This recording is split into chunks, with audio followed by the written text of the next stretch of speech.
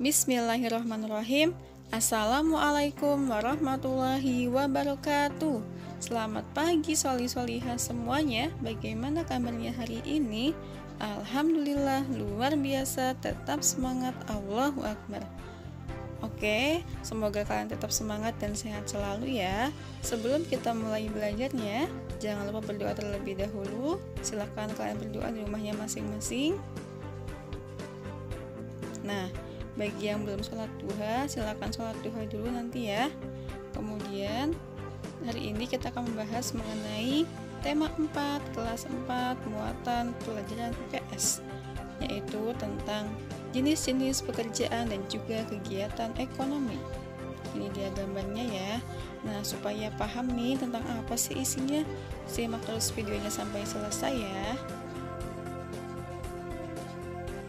Yang pertama yaitu jenis pekerjaan sesuai tempat tinggal masyarakat. Nah, sesuai dengan hasilnya, jenis pekerjaan dibedakan menjadi dua, yaitu pekerjaan yang menghasilkan barang, contohnya adalah pengrajin, petani, nelayan, penjahit, pedagang makanan, maupun karyawan pabrik. Sedangkan yang kedua, yaitu pekerjaan yang menghasilkan jasa, contohnya adalah supir, mekanik, tukang servis, salon, guru, maupun dokter. Nah, kesemuanya tadi adalah contoh pekerjaan yang dibedakan sesuai dengan hasilnya. Ada yang menghasilkan barang maupun yang menghasilkan jasa. Nah, kemudian contoh jenis pekerjaan sesuai dengan tempat tinggal masyarakat. Jenis pekerjaan yang ada di daerah dataran tinggi biasanya bekerja sebagai petani teh dengan cara berkebun teh. Kemudian adalah yang di daerah dataran rendah ya, biasanya bekerja sebagai petani padi. Kemudian jenis pekerjaan di daerah pantai biasanya bekerja sebagai nelayan ataupun menangkap ikan. Yang selanjutnya pekerjaan di daerah dataran tinggi. Nah, biasanya kalau misalkan di Pemalang ini yang di selatan ya, kayak misalkan di Belik, di Pulau Sari, di Moga, itu masyarakatnya bermata pencarian mengandalkan pertanian dan perkebunan, seperti pertanian umbi-umbian, pertanian sayur-sayuran, perkebunan teh, dan juga budidaya tanaman tembakau maupun kopi. Ini dia gambarnya hasil panen dari pertanian perkebunan tadi yang adanya di daerah dataran tinggi.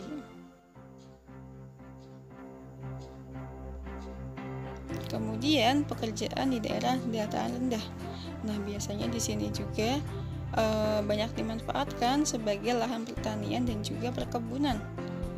Nah, tanaman yang bisa dibudidayakan contohnya adalah padi, jagung, buah-buahan, dan juga sayur-mayuran. Ini dia contohnya. Banyak ya, kalau karena kita tinggalnya di sini, banyak kita jumpai petani padi maupun petani jagung.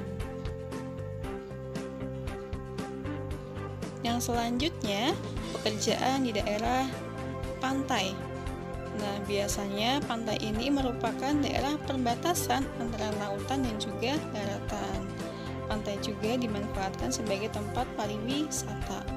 Jadi, jangan heran kalau misalkan di pantai ketika hari libur ya, itu banyak sekali orang yang sengaja mendatangi pantai untuk berwisata.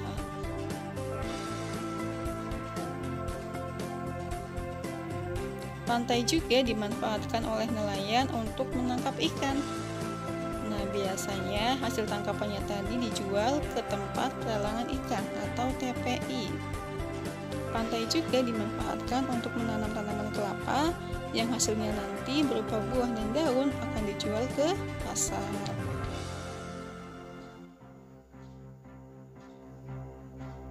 Kegiatan ekonomi dan pekerjaan yang terkait, yaitu kebutuhan manusia sangat banyak ya, seperti makan, minum, pakaian, perumahan, pendidikan, kesehatan, liburan, maupun rekreasi. Nah, kebutuhan tadi pasti manusia akan berusaha untuk memenuhi kebutuhan yang banyak, yaitu dengan cara melakukan usaha. Nah, usaha manusia untuk memenuhi kebutuhan hidupnya disebut dengan kegiatan ekonomi. Ustazah ulangi lagi ya, usaha manusia yang dilakukan untuk memenuhi kebutuhan hidupnya disebut dengan kegiatan ekonomi. Nah, ini dia kebutuhan manusia yang sangat banyak, baik berupa sandang, pangan, maupun papan. Nah, macam-macam kegiatan ekonomi. Kegiatan ekonomi dibedakan menjadi 3. Yang pertama adalah produksi, yaitu kegiatan menghasilkan barang. Kalau misalkan orangnya disebut dengan produsen. Yang kedua adalah distribusi, yaitu kegiatan menyalurkan barang. Kalau misalkan orangnya disebut dengan distributor. Sedangkan yang ketiga adalah konsumsi, yaitu kegiatan menggunakan barang. Orangnya disebut dengan konsumen.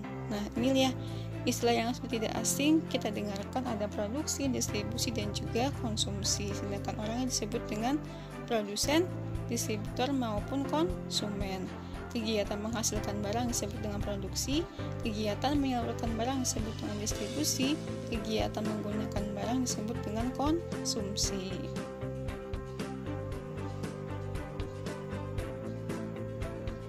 Nah, berikut beberapa contoh kegiatan ekonomi sesuai dengan jenis pekerjaan yang berkaitan. Nah, contohnya nih, ada kegiatan ekonomi di rumah makan. Itu biasanya pekerjaannya ada apa aja? Ada pelayan, ada juga kasir, ada juga koki, dan lain sebagainya. Kemudian kalau misalkan di hotel nih, ada apa aja sih pekerjaannya? Penerima tamu, petugas kamar, pelayan, koki, satpam, petugas kebersihan, dan juga petugas parkir. Sedangkan di supermarket nih, ada pekerjaannya ada apa aja? Ada kasir, pramuniaga, petugas parkir, petugas kebersihan, dan lain sebagainya. Nah, kalau misalkan di TP ini ada apa aja sih? Ada nelayan dan juga pedagang ikan. Kalau misalkan di rumah sakit, ada pekerjaannya adalah dokter, perawat, apoteker, dan juga petugas kebersihan.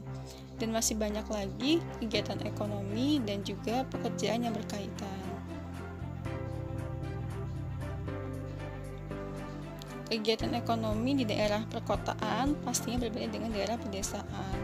Nah, karena sesuai juga dengan iklim dan kondisi alamnya, mengakibatkan pekerjaan dan juga berbeda.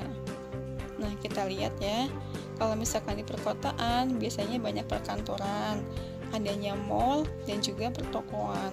Nah, jenis pekerjaan yang berkaitan biasanya itu karyawan kantor, satpam, penjaga toko, pemilik toko, dan lain sebagainya. Sedangkan kalau misalkan di pedesaan, banyak terdapat pertanian, perkebunan, dan juga peternakan. Nah, pekerjaannya biasanya sebagai petani, pemilik lahan, peternakan, dan juga penjual pakan ternak. Dan masih banyak juga jenis pekerjaan yang tinggal di desa. Itulah tadi perbedaannya jenis pekerjaan yang ada di perkotaan dan juga pedesaan. Nah, alhamdulillahirrahmanirrahim, solihah. Setelah selesai pembahasan tentang jenis pekerjaan dan juga kegiatan ekonomi, semoga kalian bisa memahami ya apa yang telah disampaikan, dan insya Allah untuk tugasnya Ustazah sampaikan lewat wali kelasnya masing-masing. Oke, sampai jumpa. Insya Allah ketemu lagi di pembahasan yang selanjutnya. Wassalamualaikum warahmatullahi wabarakatuh.